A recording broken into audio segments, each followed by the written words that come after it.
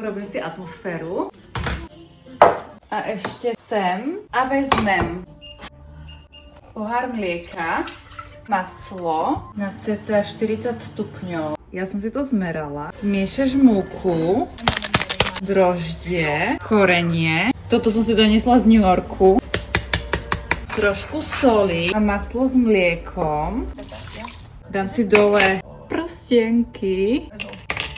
Vymiešam cesto. Prisypem trošku múky. Vytvarujem takýto bochník. Dám do misky. Prikryjem handrou a nechám odpočívať tak cca na 1 hodinku. Problém, pomýlila som si, že toto je maslo na cesto a toto, čo je v tom, je maslo na plnku. Takže ja to skúsim takto. Ja si urobím intimčo.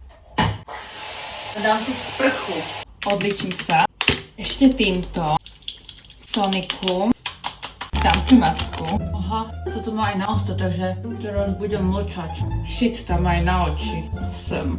Tak a teraz na plnku roztopené maslo, kokosový cukor, pumpkin spice, drvenú vanilku. Zamiešam. Vidím, či budem mať dosť veľa, pretože mi tam chýba to maslo. Je v tomto ceste.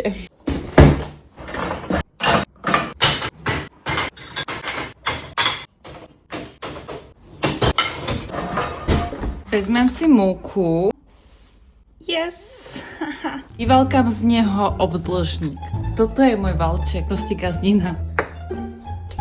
Naplním s mesou. Nakoniec tej plnky není tak málo. Teraz to zrolujem. Vezmem zubnú niť. Robím uzlíky.